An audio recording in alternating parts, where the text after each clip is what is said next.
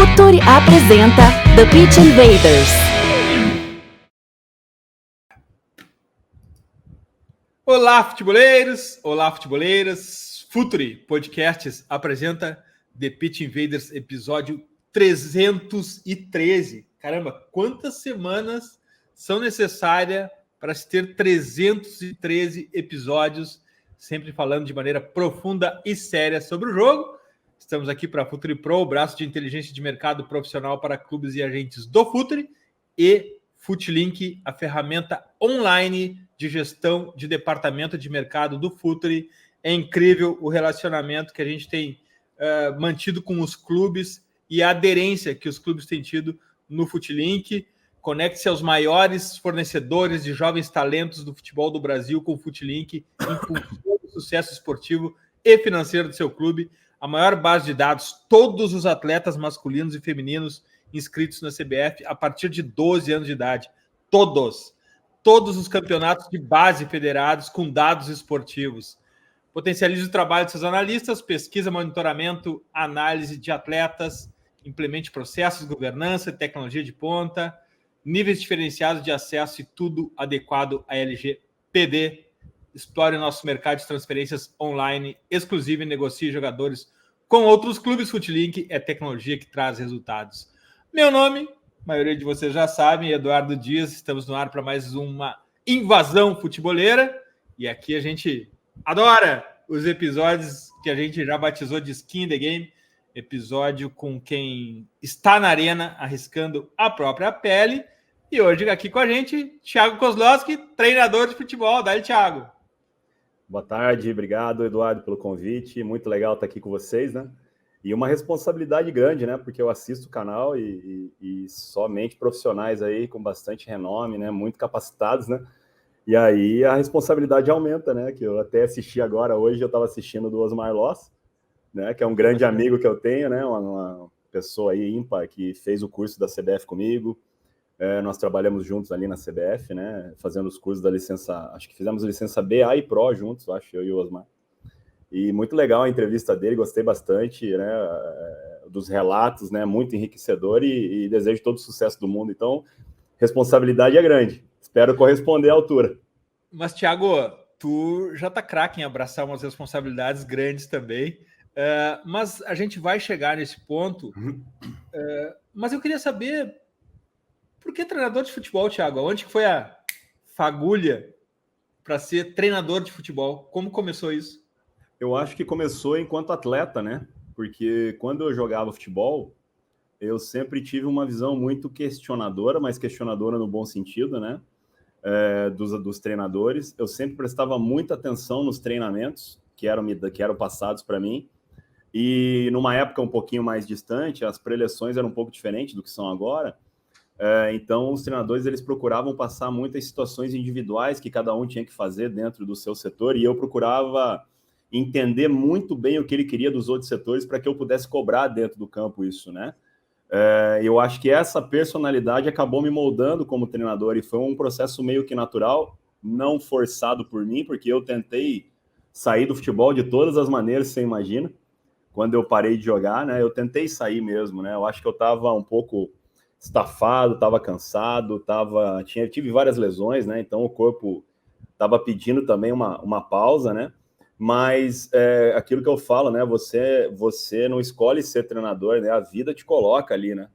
Ela fala, você vai ser treinador, não importa o que aconteça, você será treinador. Então, quando eu entendi que isso realmente era o que eu tinha facilidade para fazer, o que eu sabia fazer, o que eu gostava de fazer, porque tem aquela frase, né, que quando você gosta daquilo que faz, você não trabalha nem um dia da sua vida, né? Então, no aspecto de treinamento de futebol, eu encontrei isso, né? E foi uma coisa que a partir do momento em que eu tive esse estalo, em que eu caí dentro de uma arena, num campo, dando treinamento, isso foi em 2010 a primeira vez, eu treinei a seleção sub-17 do Cazaquistão, que eles estavam no Brasil, fazendo um projeto de intercâmbio através da Agência Brasileira de Cooperações, e eu estava jogando no Olé Brasil na época, e fui convidado pelo presidente do Olé Brasil, na época o Maurício Penha. Eu me lembro que ele me chamou na sala dele, eu achei que eles iam rescindir meu contrato, porque eu já estava em final de campeonato, já, né? E ele virou para mim e falou assim, poxa, Thiago, você é o capitão da equipe aqui, o cara que fala outro idioma, na época eu já falava outro idioma. Nós estamos recebendo uma seleção do Cazaquistão aqui para um projeto de 2 anos e nós vimos em você o profissional para começar esse projeto para a gente, né? E então, na terça-feira eu paro de chegar, na quinta-feira eu já assumo o projeto como treinador, né? 23 atletas na minha frente, sentado, olhando assim, e eu pensei comigo, o que eu vou falar para esses caras, né? Para esses atletas, né? E aí, ali começou, e aí é importante enfatizar isso para as pessoas que estão nos assistindo, os futuros profissionais e os profissionais, né? É aquela situação, enquanto você está no mercado e ser um profissional de alto rendimento, a capacitação ela se torna constante para que você se mantenha nesse nível, né? E enquanto você não chegou nesse nível ainda, a capacitação ela tem que ser diária também, constante, para que você possa atingir esse nível. Então, a partir do momento em que eu entendi e que a área técnica seria a minha área realmente de atuação, a primeira coisa que eu fui fazer foi os cursos superiores, eu fui fazer a faculdade, que eu achei que a parte, enquanto atleta, ela me daria aquela parte de entender o que o atleta sente, os problemas, as aflições, tudo aquilo que um atleta de futebol tem de dificuldades durante a carreira, né? Então eu posso conversar com ele de igual para igual, porque eu também passei situações semelhantes enquanto atleta. Mas, em contrapartida, eu precisava também do aspecto da qualificação didática para que eu pudesse entender os processos de treinamento, entender o que eu estava tentando fazer pedagogicamente dentro daquele treinamento que eu queria fazer, né? Os processos de treino contínuo, você tem uma situação de começar do mais fácil para o mais difícil, e aí, lógico, você entender também os processos da idade em que você está trabalhando, né? Sub-14 é diferente de sub-15, sub-15 é diferente de sub-16, e assim sucessivamente. A faculdade me deu essa base, então eu fui estudar isso, né? Eu fiquei 5 anos na faculdade, me formei em bacharel em Educação Física, né? Pela Faculdade de Ribeirão Preto. Em contrapartida, também começaram, na época, a aflorar muitos cursos da CBF, que aí eu entendi também que era um processo importante para mim ir fazer os cursos, apesar de não estar trabalhando em alto rendimento, não ter a remuneração necessária para ir fazer os cursos. Mas aí entra um outro ponto também que eu acho que é importante para o pessoal que está vendo a gente, principalmente aqueles que vão querer começar na profissão. Muitas vezes se colocam barreiras, né? Eu não vou fazer porque é muito caro, eu não vou fazer porque é difícil, né? É difícil para todos, né? Então, hoje você pode olhar aí, por exemplo, eu vi aí o Fábio Carilli falando, vi o Osmar Loz, vi outros profissionais falando aí de alto calibre, né? Mas são profissionais que, assim como eu, também começaram lá de baixo e também tiveram as dificuldades, né? Então, o que faz a diferença de um profissional para o outro é como ele encara essas dificuldades e como ele corre atrás dos seus objetivos. Então, eu fui fazer os cursos da CBF, licença B, A e Pro. Eu quis começar desde a licença C, porque eu achei que era importante entender os processos pedagógicos que eram feitos na escolinha, e na época eu trabalhava com base, esses atletas iam chegar para mim oriundos de escolinha, então eu tinha que entender o que acontecia ali para que eu pudesse dar uma sequência e poder melhorá-los enquanto atletas, né? E aí, depois que eu me formei na licença Pro, eu fui tirar as licenças fora do Brasil também, para a questão de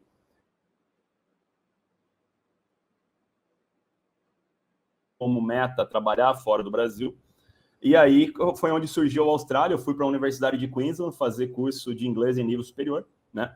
Chama EAP, English for Academic Purpose, que é um curso de inglês em nível superior que você estuda ali 2 anos e te dá a graduação para você fazer mestrado, doutorado em qualquer faculdade de língua inglesa no mundo, fora o diploma que você recebe como fluência, né, na língua inglesa em termos acadêmicos também. Então foi isso. Não, até me lembrou agora do último episódio do EXZ, nosso podcast de gestão executiva, que o Paulo Brax estava falando que no mundo do futebol o inglês nem é diferencial mais, né? O inglês já é o básico de quem quer trabalhar nessa indústria atualmente. Eu fico, poxa, muito feliz de ouvir tu falando sobre isso. Thiago, tu colocou como ponto de partida essa experiência em 2010 e ela também coincide com o início de uma década de muita informação sobre futebol, de muito jogo passando ao vivo, de diversos campeões do mundo, a popularização da internet, das redes sociais, as análises, os cursos. Mas a verdade é que tudo isso também precisa ser complementado com as habilidades pessoais, né, de relacionamento, de comunicação, o que se chama, né, de soft skills, que os profissionais precisam ter. Tu trabalhou isso? Te ensinaram isso, Thiago? Na verdade, eu fui correr atrás disso também, né? Hoje, Eduardo, assim, é bem legal essa sua pergunta, porque às vezes as pessoas me perguntam, me param na rua e falam assim, Thiago, como é que foi a sua experiência, essa última agora, não a do Corinthians, a do Coritiba, né? O que você leva de lição? Porque é importante que quando você passa por situações na sua vida, sejam elas positivas ou negativas, você tem que tirar lições. Porque aí você fica melhor, um melhor profissional, né? Uma melhor pessoa, você prevê cenários porque você já passou por aquilo, né? E eu falo para você, assim, de coração e de carteirinha. Eu aprendi que hoje são 70% gestão, 30% trabalho de campo. Talvez o que eu fale para vocês aqui seja polêmico, talvez as pessoas não concordem, isso eu estou falando dentro da minha experiência, tá? Do que eu vivi. Dentro da CBF tem uma matéria que se chama Conflitos, Gestão de Conflitos lá, que é dado por jornalistas, então é bem legal essa dinâmica que a CBF faz lá dentro, onde nós dividimos experiências e problemas e como gerir elas, né? Eu acho que eu saí PhD desse último Campeonato Brasileiro de gestão de crise, porque eu passei por várias situações ali em que nenhum curso ensina, que você não está preparado para aquilo, é realmente a experiência, você está na pele para vivenciar aquilo, e graças a Deus eu me saí bem dentro daquilo que eu podia fazer, e saí muito melhor preparado para os desafios que estão aí na frente. Então, essa situação que eu coloco para você, dos 70-30, eu vou aprofundar um pouquinho mais, né, para as pessoas entenderem. Porque, assim, você chega no futebol brasileiro, nós temos que entender a cultura, né? Eu trabalhei em 6 países diferentes já, né? Vivenciei muitas culturas, conheci o mundo, né? Assim, tive essa oportunidade, o futebol me abriu essa porta, né? Mas quando você vem para o mercado brasileiro, nós estamos falando de jogadores que são muito bons, né? Vamos tirar um pouco a parte técnica do negócio, né? A gente sabe que são bons, jogam em times de Série A, tudo isso. Mas são atletas ali que têm uma vida difícil, a grande maioria, não tem uma base familiar muito forte, então o atleta ele chega dentro de um cenário de altíssima pressão, sem ter uma base familiar que dê o suporte para ele aguentar certos tipos de pressão, e aí quem passa a ser o pai, o conselheiro, é o treinador ou o corpo técnico, né, para aconselhar esse atleta. São atletas que ganham, às vezes, muito dinheiro de forma muito rápida, não sabem administrar a parte financeira, né? Isso era uma preocupação que eu tinha com muitos atletas que estavam subindo da base e chegando ao profissional, né? O que vai fazer com o dinheiro, como vai fazer, porque, às vezes, esse atleta, o melhor contrato da vida dele é aquele ali, ele não vai conseguir ganhar mais ou subir mais na carreira, enfim. Então, ele tinha que estar preparado para os dois lados da moeda, né? Às vezes a gente não pensa no lado ruim, né, da coisa, que o futebol, né? Às vezes uma lesão, uma situação que te impeça de continuar, né? E você gerir egos, porque também você pega atletas que financeiramente muito bem resolvidos, que já não precisam mais daquilo, mas tem o ego de eu quero jogar, eu quero fazer, e às vezes, por questão da idade, por questões físicas, técnicas e de qualidade, né?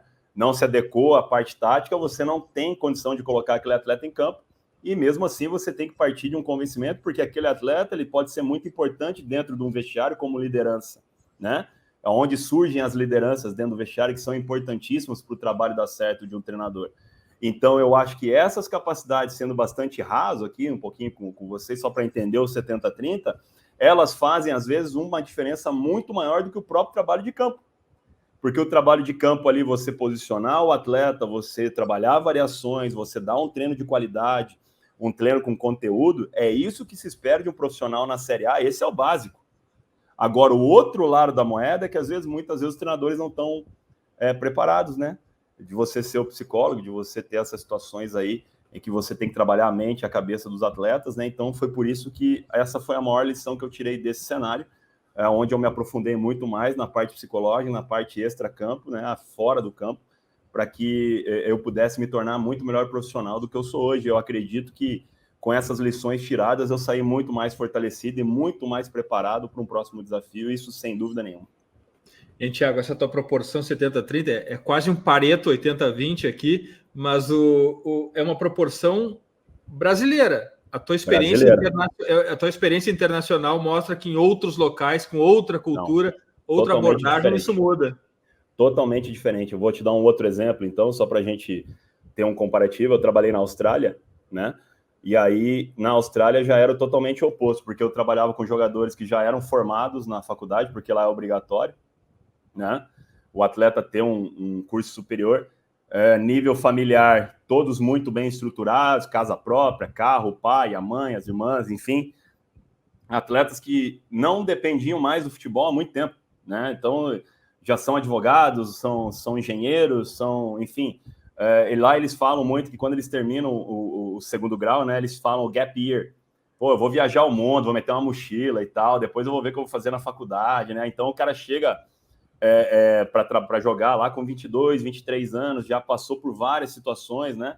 E, então, assim, o futebol para eles realmente, lógico, é uma profissão, eles são muito profissionais, mas ali realmente eu tenho que estar preocupado com a parte de campo, dar um trabalho contextualizado, um trabalho com muito conteúdo, convencimento para que eles entendessem tudo aquilo que eu estava falando, e eu não precisava entrar muito na parte extra-campo, porque essa já era muito estabilizada, então era tranquilo.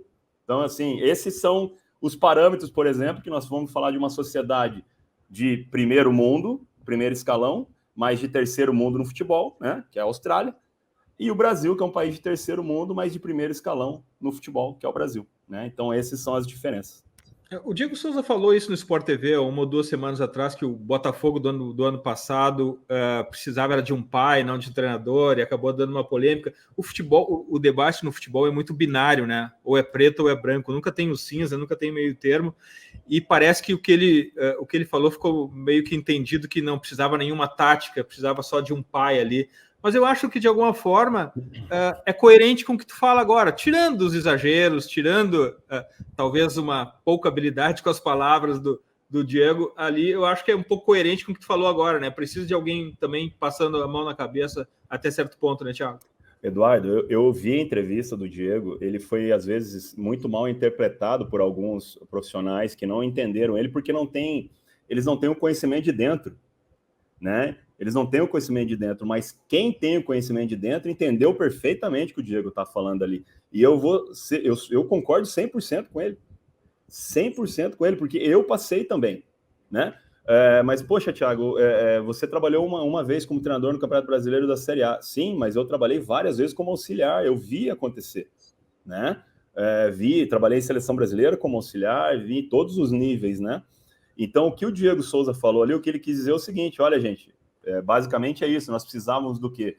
Eu não estou falando que aconteceu, tá? Eu estou falando, interpretando as palavras dele, né, que eu entendi. Olha, a gente precisava de uma questão tática bem básica, vocês vão fazer isso, aquilo, porque o time tinha muita qualidade e estava encaixado. Eu enfrentei o Botafogo no Brasileiro, aquele Botafogo líder. Pô, sensacional, era muito difícil ser batido, né? Jogamos ali de igual para igual com eles lá no Engenhão, mas assim, Tiquinho fazendo a diferença. Absurda, a bola caía lá dentro da área, era gol. Uma defesa bastante sólida, principalmente com a boa fase do goleiro, né, que até chegou à seleção brasileira. Então, assim, estava muito equilibrado. O que o Diego Souza falou, e eu corroboro com isso, é que naquele momento eles só estavam precisando de tranquilidade. Migão, nós vamos continuar fazendo isso aqui, que a gente está fazendo, mas vem aqui, dá uma palavrinha de carinho aqui, sei que você está passando por alguns problemas, mas vamos fazer assim, assado, isso aqui vai facilitar a tua vida nesse sentido. Conselhos, sabe? Tranquilidade, blindagem, é isso que o Diego Souza falou. E é exatamente isso que no momento em que nós estamos vendo de fora que estava acontecendo com o Botafogo, era o que precisava, né?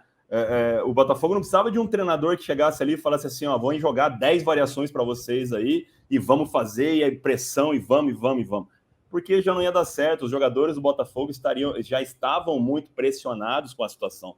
Você imagina, você colocar 13, 15 pontos de vantagem no Campeonato Brasileiro, né? E depois eu vou falar da situação inversa, porque eu vivi o inverso, né? Você colocar 15 pontos de vantagem diante... você ali, todo mundo falando que você vai ser campeão, a torcida, aquela euforia, normal, o torcedor é isso mesmo. Mas quando o resultado começa a não vir, começa a ter a diminuição de pontos, os teus adversários crescendo, você vendo eles chegando já, né? E a imprensa batendo, olha, o Botafogo talvez vai enroscar. Porque o jogador, ele olha as redes sociais, ele assiste, entende? Isso até vi alguns profissionais falando aqui com você.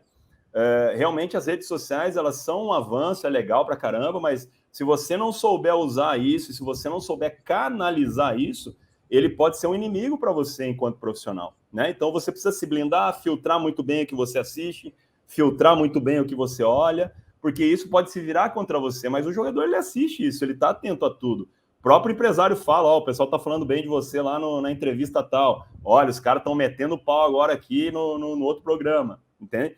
Isso passa para o atleta. Então, o que o Diego Souza quis dizer ali é o seguinte, agora é hora de blindar, dar tranquilidade para os caras, porque 1, 2 vitórias aqui já nos coloca de novo no patamar que a gente estava, que é a confiança, né? E aí o barco seguia. Então, é exatamente isso. O que eu falei do 70-30 corrobora muito que vai com essa situação aí que o Diego Souza falou. E, Thiago, eu tenho que me cuidar aqui para não cair nessas armadilhas desses portais que a gente abre, por exemplo, esse do Diego Souza, e eu mergulho ali, a gente fica 2 horas falando só sobre isso. Vamos tentar voltar aqui para o campo e para a bola, e depois a gente entra em outro portal e a conversa vai de novo, perde o rumo. Mas a questão que a gente sempre aborda, e é sempre uma questão inicial que a gente aborda aqui no Futuri, no TPI, é a questão do contexto. O que é a ideia do Thiago e o que é o que o clube tem para oferecer? Entrou no meio do campeonato, elenco desequilibrado, fuga de rebaixamento,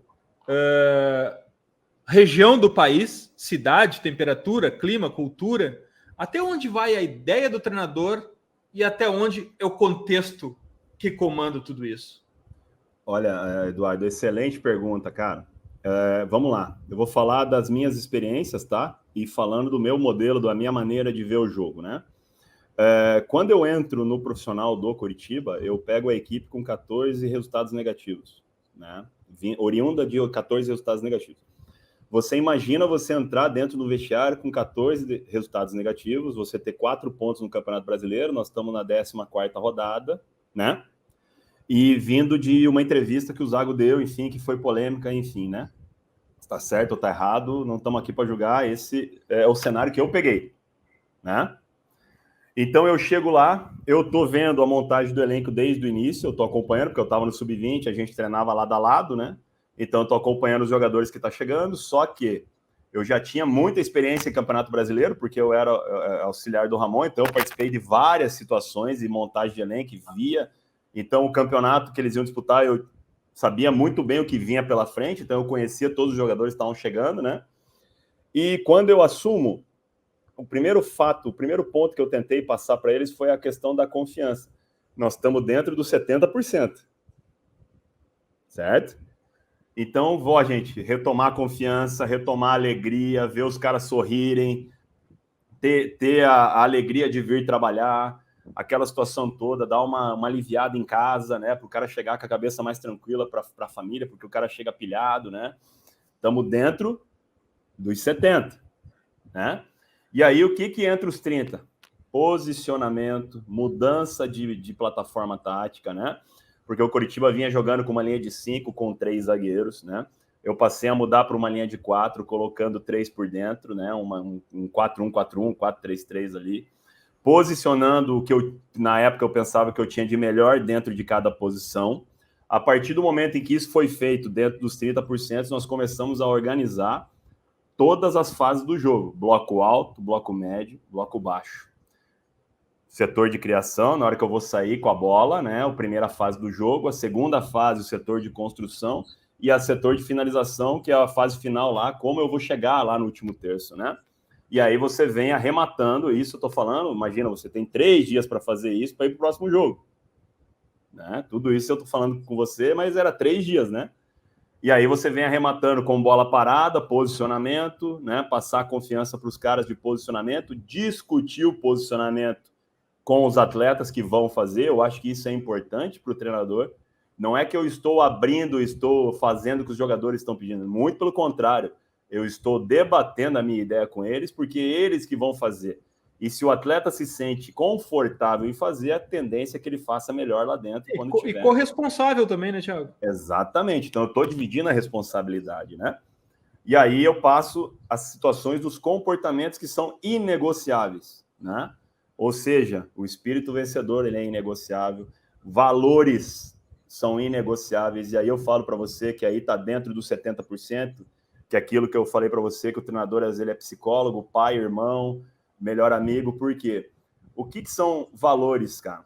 Valores, muitas vezes, são situações e questões morais que esses atletas não passaram na primeira idade, na infância, na adolescência, porque eles não tiveram uma base familiar. Respeito ao próximo, né? Você ser leal àquelas situações, e às vezes lealdade não quer dizer que eu vou ser, passar a mão o tempo inteiro. Às vezes a lealdade ela está intrínseca no que eu estou falando a verdade para o atleta, eu estou apontando o dedo para ele, mostrando onde ele tem que melhorar, às vezes dando um puxão de orelha mais forte, mas não quer dizer que eu não goste dele, muito pelo contrário, eu estou fazendo isso porque eu gosto muito deles. Então você tem que ensinar isso, às vezes, para uma pessoa de 28, 29 anos. Valores que são inegociáveis num mundo tão prostituído que é o futebol. Entende? Então, quando você começa a colocar essas peças no quebra-cabeça, você vai montando uma equipe. Você vai colocando o senso de vitória, você vai colocando o senso de responsabilidade, de coparticipação. Eles entenderam que muitos funcionários ali dependem deles. Se a bola nossa não entrar, alguns funcionários vão perder o emprego. E isso são valores, né? Então, o que acontece, Eduardo? Passado isso, começou a ter os resultados. Nós começamos a ganhar os jogos, né? Nós começamos a ganhar. E aí, cara, começa a ter muita influência extra. Porque quando você está perdendo, não tem uma viva alma que aparece lá. É o treinador, a comissão e os jogadores. É isso, tá? Quando você começa a ganhar, parece que tem jogo no dia de treino, né? Tá todo mundo em volta, a diretoria vem, aparece. Eu não tô falando isso que aconteceu no Coritiba. Tô falando que isso é o todo, né? E aí, cara, as influências fora atrapalharam também, né? A gente teve muitas decisões tomadas erradas nos momentos errados. A gente teve situações de, agora falando especificamente do Coritiba, uma SAF entrando, uma associação saindo no meio da janela, sem poder contratar, porque ninguém podia botar a caneta e chamar a responsabilidade, porque aquilo ainda não estava definido, entende? Então, assim, todo mundo teve parcela, né? E a parcela maior é do treinador, e eu assumo isso, porque fui eu que... mas Thiago, você pegou na 14ª rodada. Não interessa.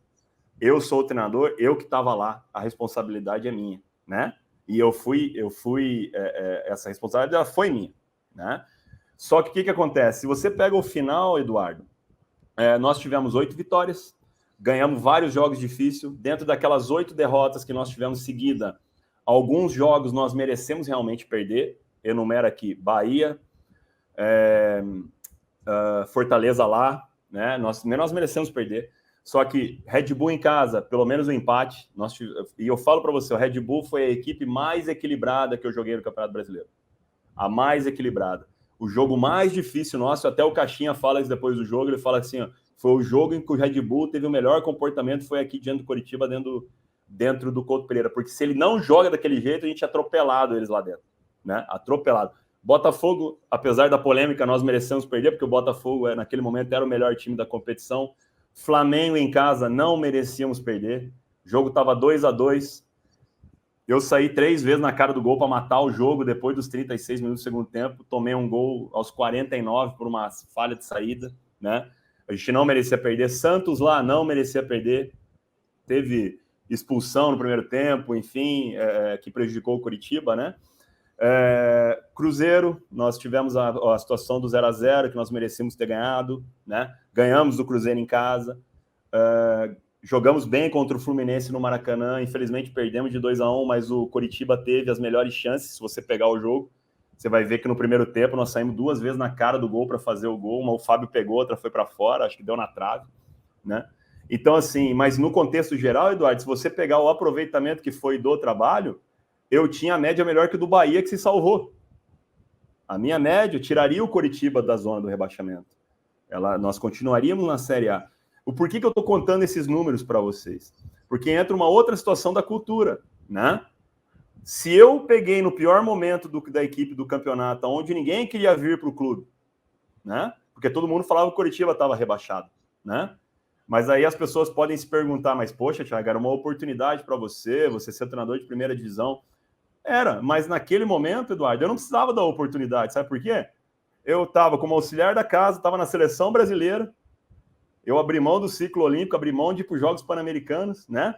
Então, eu estava muito focado na seleção também. Eu queria fazer aquele resto de caminho com o Ramon, que a gente estava vindo desde do Sul-Americano, né? Enfim, eu estava muito imbuído ali de ajudar a seleção também, né? Só que eu nunca ia dizer não para o Curitiba, eu nunca ia deixar o clube na mão naquele momento. Jamais, jamais. Por questão de hombridade, eu fui criado assim e eu gosto de desafio. Fui lá.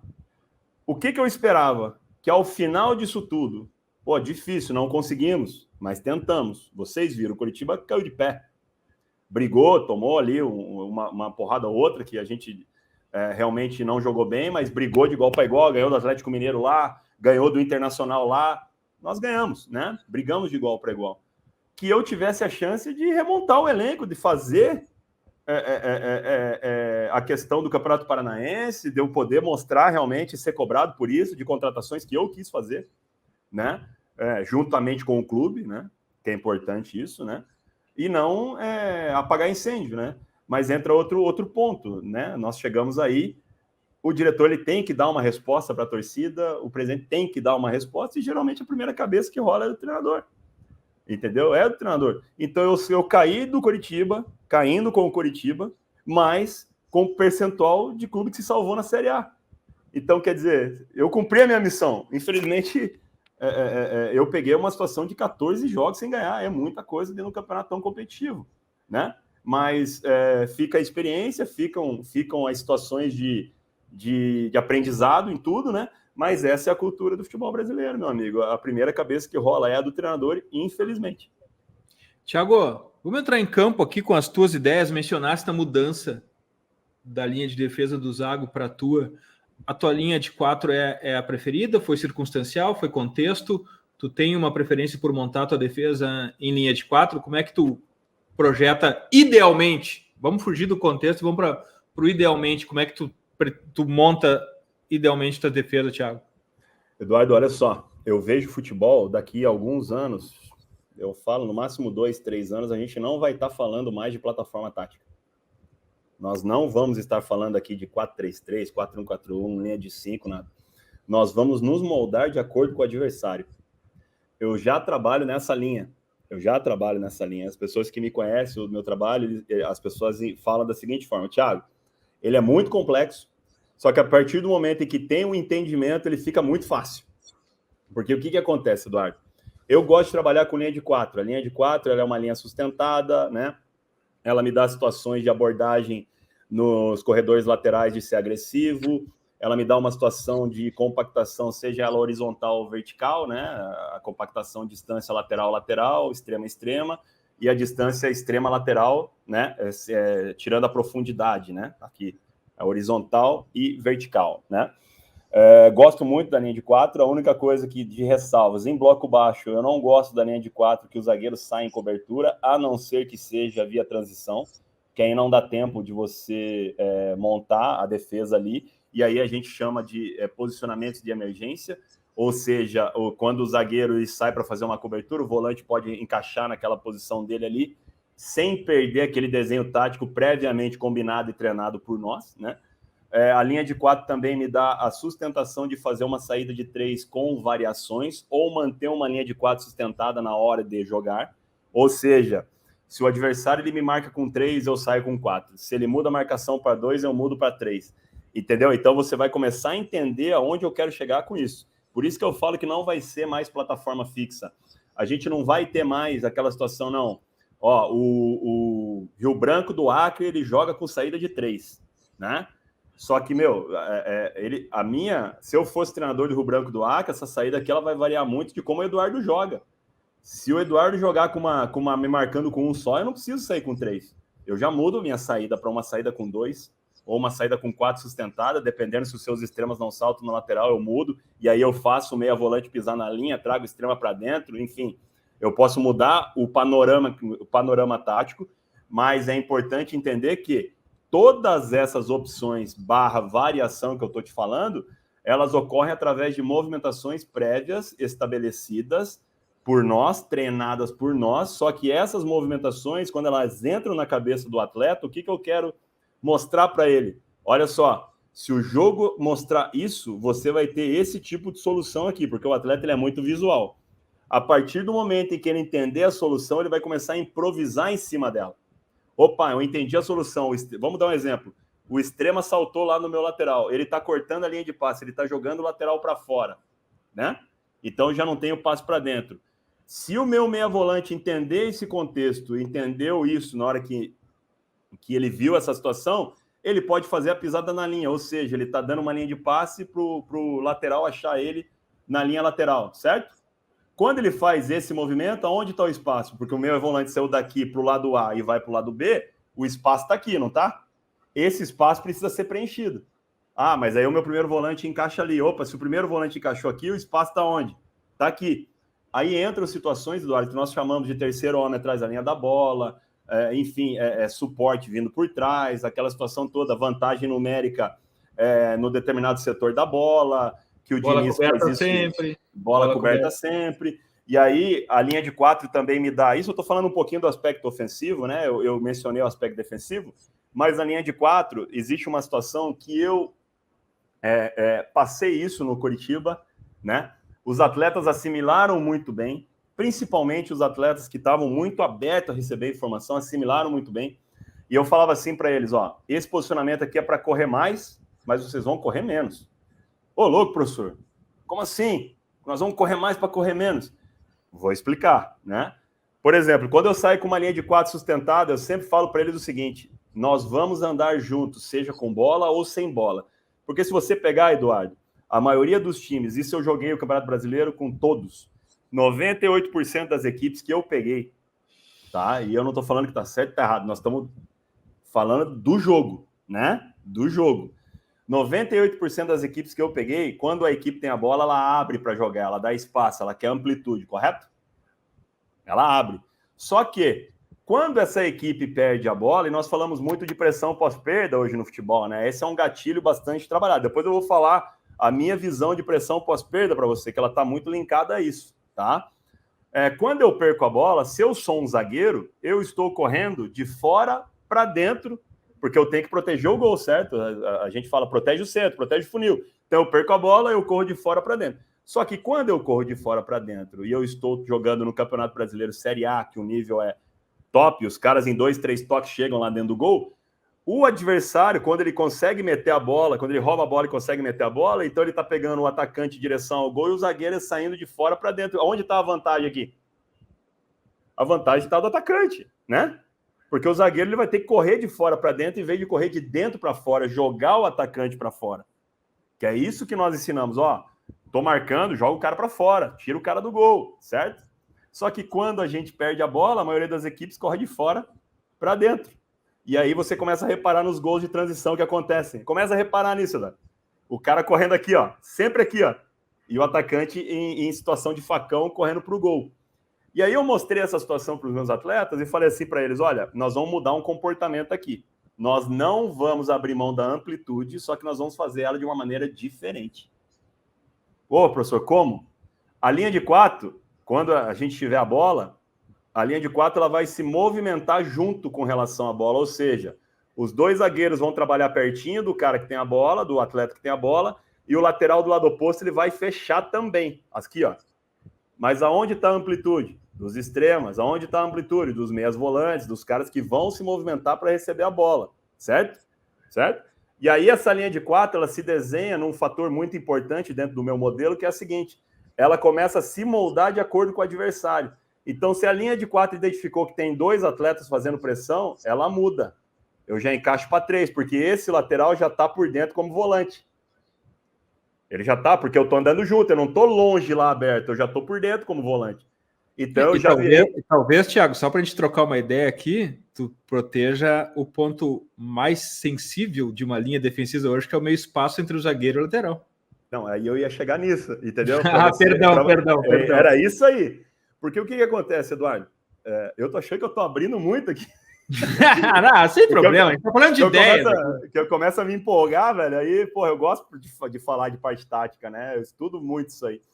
E aí, cara, tô dando um exemplo, então, quando ele começa a se moldar, ele encaixa com 2, eu encaixo com 3, eu já tô por dentro, ele pode ser por dentro ou por fora, ou um volante aqui, o lateral aqui, enfim, depende do contexto e como nós treinamos, é que no momento em que eu perco a bola, Eduardo, eu tenho 5 a 6 jogadores perto do portador que perdeu a bola para que eu faça uma pressão pós-perda eficaz. Eu não vou correr de fora para dentro e sim de dentro para fora, só que o meu setor central já está protegido. Eu já estou com o funil protegido e não vou precisar correr para me posicionar. Eu já estou posicionado. Então, quando eu perco a bola, a minha pressão pós-perda ela vai ser mais efetiva, porque eu já estou ali posicionado. Meus 5 jogadores principais, que são responsáveis pela defesa nesse momento, já estão preparados para dar o bote nessa situação. E uma coisa importante, Eduardo, que o nosso amigo Loz explanou muito bem, de pressão pós-perda, eu vejo uma situação que eu vou apenas colocar entre parênteses na fala dele, que eu concordo 200% com tudo que ele falou, é que, para mim, uma pressão pós-perda bem feita não é o segredo do cara, o gatilho ser o cara que perde a bola e reage. Esse, para mim, não é o segredo. Para mim, o segredo da pressão pós-perda está do lado oposto. Aí você fala, mas como assim, Thiago? Do lado oposto. Eduardo, é simples, cara. Quanto mais você sobe o nível, mais as equipes elas vão conseguir sair da sua pressão, porque nós trabalhamos a saída da pressão. Mas se você entender qual é o principal gatilho que todas as equipes que fazem bem, inclusive Manchester City, Bayern de Munique, fazem bem a saída de pressão. O que eles querem? Tirar a bola da onde? Tirar a bola da zona de pressão, é ou não é? Se eu tenho como comportamento base tirar a bola da zona de pressão, quando eu tiro, repara para você ver, todas as equipes que pressionam, elas têm como comportamento o quê? Corro para trás e protejo o centro. Deu 3, 4 toques, eu perdi a pressão. Certo ou não? Só que se você tá com o lado oposto, ligado, que é o mais difícil de ligar, Eduardo, não é o cara aqui. Aqui é difícil também e tudo. Mas esse cara bem treinadinho, ele vai ter a situação, perdi e reagir, né? O pós-perda. Mas o lado oposto, se ele não fizer uma diagonal, ele não entender aonde ele perdeu a bola, ele não está entendendo, ele passar atrás da linha da bola, fazendo a diagonal e fechando o lado oposto. Por que isso? Porque no momento em que a bola muda-se do ponto A para o ponto B, ela tira-se a bola da zona de pressão, eu estou correndo de frente em diagonal, jogando o cara para fora. Eu não perco a pressão, eu não preciso correr para trás. Isso, Eduardo, nós chamamos de defesa proativa. Você tem 3 tipos de defesa que você trabalha. A defesa passiva, que você balança de acordo com a bola, mas não pressiona, principalmente quando você está com um jogador a menos, enfim. Você tem a defesa ativa, que você balança e pressiona, que é o que a grande maioria dos clubes aqui no Brasil fazem. E você tem a defesa proativa. Eu balanço, eu pressiono e eu direciono onde eu quero que a bola vá. Então, a partir do momento em que eu dei a pressão no pós-perda, e aí o time adversário, que é um time qualificado, conseguiu fazer que a bola saia da zona de pressão, no momento que ela sai da zona de pressão, eu já estou preparado para pressionar ele de novo, sem correr para trás. Sem correr para trás. Porque você tem que entender o seguinte, que quando ele tem a bola também, a equipe se movimentou para o lado que está a bola. Então, o lado oposto, ele não está tão preenchido quanto esse lado aqui. Então, a vantagem dele em relação a mim não é uma vantagem, putz, eu vou dar o bote lá e eu vou tomar 3 contra 2, 4 contra 3. Muitas vezes é 2 contra 2. É 2 contra 2. Só que a maioria das equipes corre para trás, o que acontece? Eles conseguem se armar. Eu posso, um dia que a gente tiver aí mais tempo, eu mostro vários vídeos para você disso acontecendo, entendeu? Disso acontecendo. E esse, só para contextualizar, Eduardo, aí entrando naquela situação do para correr mais, para correr menos, é exatamente isso que eu estou falando. Então, eu tinha que convencer, por exemplo, os meus zagueiros a andar junto. Um zagueiro que corre 7, 8 km por jogo, você vai correr 10. Só que você não vai correr 10 vezes para trás, não. Você vai correr 5 para frente. Porque você já está posicionado. Então, essa disciplina tática, esses valores inegociáveis ainda são barreiras dentro do futebol brasileiro, que são barreiras que eu não encontrei lá fora. Lá fora, então, por exemplo, você passa a missão... O cara entende que aquilo é importante para a equipe, ele entende a importância dele cumprir a função dele, ele vai lá e faz. E aí nós entendemos aqui no Brasil que, olha, o futebol realmente lá está mais evoluído, porque olha só as questões táticas que estão acontecendo lá e como o jogo é mais rápido. Eduardo, lógico que o jogo é mais rápido. Você está cumprindo função, você está fazendo situações, coisas que aqui no Brasil a gente derrapa um pouco por situações que nós já discutimos anteriormente, que esbarra um pouquinho na cultura um pouco abrangendo muito mais disso, só da parte realmente futebolística falando. Thiago, uma característica brasileira noventista aqui, os dois atacantes, de alguma maneira começa a voltar no futebol mundial, tem algum hype sobre dois atacantes, principalmente dois centroavantes. Vantagens e desvantagens dos dois atacantes, Thiago? Olha, o Brasil ganhou uma Copa do Mundo, eu vou trazer aqui algumas, 94, com Bebeto e Romário, né? E se você pegar, assim, Eduardo, da minha visão, tá? O que mais deu certo com a seleção brasileira era um centroavante com característica de 9, né? O matador ali, Ronaldo, Romário, enfim, né? E um atacante com característica de mobilidade /10. Pode ser um camisa 10 também. Rivaldo, Ronaldinho Gaúcho. Nenhum era pivôzão aí nesses teus exemplos, né, Thiago? Não tinha um pivôzão. O pivôzão mesmo, por exemplo. Adriano Imperador, talvez. Mas assim, mas também com muita qualidade técnica de saída, né? De fazer um 2 de pivô, enfim, o Adriano nos bons tempos, né? Não, é assim, ó, Thiago, só para a gente bater um papo aqui, é incrível que como tu vai falando esses nomes, e aí a gente começa, a nossa cabeça começa a girar e nos dá uns highlights de lances deles, e a gente vê que todos os grandes gols, as grandes jogadas desses atacantes brasileiros são em transição, são chegando, são com espaço pela frente. E como isso também, e a gente pode trazer os dois atacantes para hoje, mas como o futebol também é transição hoje, né? Muito. A gente puxa lá de trás, mas hoje o futebol é transição, né, Thiago? É verdade, porque assim, o jogo, Eduardo, ele tá ficando cada vez menor, né? O campo tá ficando cada vez menor, né? Não que ele 35 metros, 30, 35 metros hoje. Mas, por exemplo, com o avanço com a evolução da parte física, e é importante enfatizar, eu acho que nós temos os melhores preparadores físicos do mundo, o Brasil. Provavelmente. Falo isso, porque são profissionais que estudam muito, várias áreas, e eu conheço profissionais que hoje eles têm um conhecimento muito amplo tático. Você vai nos cursos aí de CBF, tem muito preparador físico fazendo, porque eles entenderam a importância dele. Eu nem vou falar o termo preparador físico, vou falar termo auxiliar, né? Porque eles são mais do que preparador físico, eles já são auxiliares, porque através do aquecimento deles já entram comportamentos táticos ali que o treinador quer, comportamentos pertinentes ao que vai ser usado, através do exercício físico que ele pode dar, contemplando a parte dele. Hoje eu vou fazer um trabalho de força na academia e vou fazer um trabalho de transferência no gramado. Ele pode colocar nesse trabalho de transferência já comportamentos ou movimentações táticas que o treinador está pedindo, né? Mas, poxa, Thiago, como assim? Vou te dar um exemplo. Eu peço para os meus laterais andarem juntos, certo? Ele, em vez de dar o pique para frente, como todo mundo faz, ele pode ter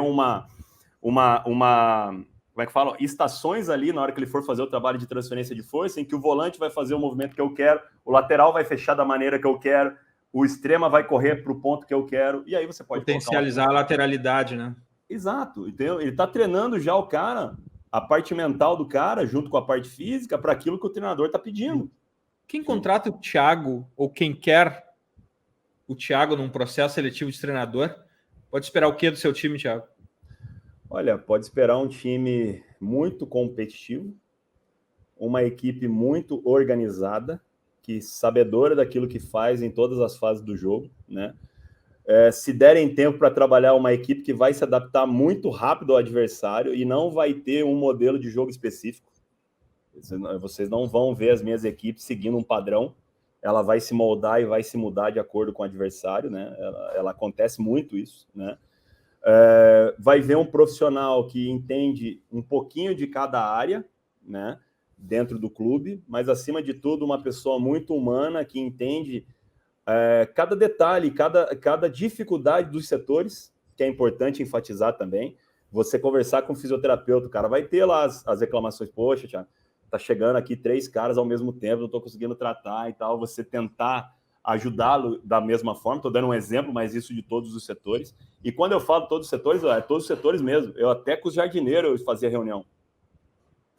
Porque são caras importantes que eu mostrava a maneira como eu queria o corte da grama, a hora, como que eu queria que marcasse o campo, das marcações, quando chovia, aonde eu poderia utilizar para ajudar eles a preservar o campo, aquelas situações todas, porque nós somos uma equipe. entende? Nós somos uma equipe, e eu gosto que todo mundo do clube se sinta parte do processo. Então, quando nós ganhamos, ganhamos todos, e quando nós perdemos, perdemos todos. É isso. Eu acho que quando você tem tempo para trabalhar e começar um trabalho, você consegue fazer esses implementos táticos dentro de uma equipe que eu falo, dentro de um clube como um todo. Então, provavelmente, o profissional que me levar vai ter isso. E eu acho que o principal, transparência, honestidade e lealdade, que isso são comportamentos inegociáveis, que é aquilo que eu passo para os meus jogadores, eu também tento fazer na vida como exemplo. Que conversa legal. Voou! São 50 minutos que a gente está batendo papo aqui sem parar e entrando em questões táticas que são muito interessantes. E eu já aprendi hoje, eu já conhecia a equação do Pareto, agora tenho a equação Kozlowski, 70-30. Bacana. E agora... Vedo, eu acho que quando você conversar com treinadores assim jovens que estão chegando agora, como eu acho que você vai ouvir essa equação algumas vezes, viu?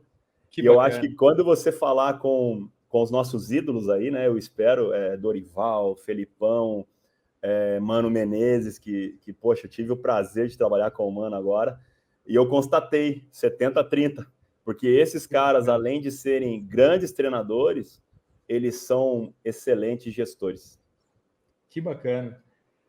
Agora, a gente tem um compromisso aqui nesse podcast, Thiago, que é com as nossas dicas futeboleiras. Eu vou me aproveitar do meu papel de host aqui, da Dica Futeboleira, e vou fazer um jabazão, porque a minha dica futeboleira é super da casa, é o lançamento do Futlink módulo Agentes. A gente vai ter um lançamento exclusivo para os agentes CBF, em um evento online dia 16 de março. Inscreva-se gratuitamente em futlink.app. Futlink é uma ferramenta de gestão de departamento de mercado, onde existe inclusive um mercado de transferências online, onde estão sendo listados jogadores, onde os negócios estão feitos, mas tem também monitoramento, avaliação de todos os atletas do Brasil, masculino e feminino, desde 12 anos. É uma ferramenta poderosa para gerir o departamento dos clubes, e hoje é o departamento mais importante de um clube, afinal de contas, os atletas são seus ativos financeiros, e a gente vive sob a espada do determinismo econômico, mas também é uma ferramenta que gerencia agências de futebol. Então, futlink.app para todos os agentes CBF, lançamento dia 16 de março online. Lembrando que todas as dicas futeboleiras aqui estão no post de descrição do episódio no futuri.com.br. Thiago, tua dica futeboleira? Olha, eu vou falar de um livro que ele abrange muito mais do que só o futebol. Eu acho que você até tocou nesse ponto aí no começo da nossa conversa, né? Porque as pessoas que às vezes que assistem a gente aqui, né? Às vezes, né, são pessoas que trabalham em outras ramificações, né, outros negócios, enfim, e eles também querem ser campeões, eles também querem atingir aqueles objetivos que eles almejam, né? Então, um livro que eu recomendo, falando do esporte, mas também serve para a vida, é o Moldando Campeões, o esporte na essência. Esse livro, ele mostra atletas e profissionais, eles mostram como que é ser um campeão. Esse livro foi lançado no ano de Olimpíada. Ele traz exemplos, Eduardo, de como vencer dentro e fora do esporte. Ele dá exemplos de situações financeiras, né, de aconselhamento financeiro. Ele dá exemplos de não só do querer vencer, mas também de como você, através de comportamentos, você conseguir vencer, né? Então ele reúne vários profissionais de várias áreas. Por exemplo, tem uma nadadora que ela bateu 2 vezes. Eu só não vou contar aqui para o cara, senão ele perde as surpresas que o livro tem, né? Mas ele tem, por exemplo, um depoimento de uma nadadora que ela quebrou 2 recordes mundiais por teimosia. Por teimosia. Ela não conseguia e ela moldou a vida dela de uma tal forma que ela foi lá e quebrou 2 recordes mundiais. Ela teve, por exemplo, um alpinista que tinha problema de pulmão e que o cara conseguiu escalar as maiores montanhas do mundo fazendo um determinado treinamento a 4.000 metros de altitude. Então, são quebras de situações assim que o cara se supera, sabe? E aí é importante, a superação, ele fala do aspecto mental também, de como fazer isso. A disciplina é uma situação muito, muito difícil de se alcançar, né, no nosso meio. Porque isso, quando eu falo no nosso meio, seja ele esportivo / vida normal, né, dos negócios, porque às vezes para você atingir um determinado resultado, ele determina uma necessidade de você fazer determinadas coisas. E às vezes para você fazer isso, você tem que abrir mão de muita coisa, né? Dormir cedo, se alimentar, por exemplo, os pilares do atleta, né? Dormir, alimentar e treinar. O cara, às vezes, vai ter que abrir mão de festinha, namorar, balada, uma alimentação, por exemplo, menos regrada, né? E, às vezes, você trazendo para a vida normal isso, Eduardo, às vezes o cara quer se tornar um advogado, um médico, ele não consegue passar no vestibular, ou ele tem dificuldade nas matérias na faculdade, ou mesmo quando, depois de formado, tendo dificuldade para que ele for o melhor dentro da sua profissão, né? E esse livro fala muito disso, além de dar outras orientações, como eu falei aqui, orientações financeiras, enfim. Eu acho que é bem legal, isso aí abrange muita coisa. Sabe, Thiago, que eu fiz na minha dica futebolera ali um jabazão, e aí tu traz uma dica futebolera de um livro tão bacana que me inspirou aqui. Eu vou acrescentar outra dica futebolera para não perder tanto de ti assim. Cara, a biografia do André Agassi. Dizem que legal. Às vezes não é só às vezes a gente que escolhe o livro escolhe a gente também, e eles geralmente chegam na hora certa. A biografia de André Agassi, eu tô curtindo demais e eu quero deixar essa dica futebolera. Curte outros esportes, Thiago? Tu consegue ver outros esportes? Consegue procurar futebol em outros esportes? Dá tempo? Eu amo outros esportes. Eu vou falar para você aqui. Sempre fui um cara muito esportista, assim, sabe? De acompanhar outros esportes. Amo basquete, gosto pra caramba. Amo vôlei, muito vôlei, né? Por fato de ter irmão que jogou, né? Então eu acompanho muito, entendo bastante, assim. Amo futebol americano, e aí você consegue ver tanto nos 3 esportes que eu demonstrei para você, você consegue tirar lições para o futebol. Sejam elas de questões estratégicas, sejam elas de questões comportamentais, de valores. Aí entra muito o Bernardinho, né? Nessa situação do vôlei, né? A situação do basquete, a situação da estratégia, e falar como time, né, Eduardo? Por exemplo, a gente sempre fala que o time está acima de tudo e realmente tem que estar. Agora, imagina num jogo de basquete, você está decidindo um título da NBA, o jogo está empatado, falta um lance e a equipe toda tem que trabalhar para a bola chegar na mão de um atleta. Você quer uma essência maior que essa, não?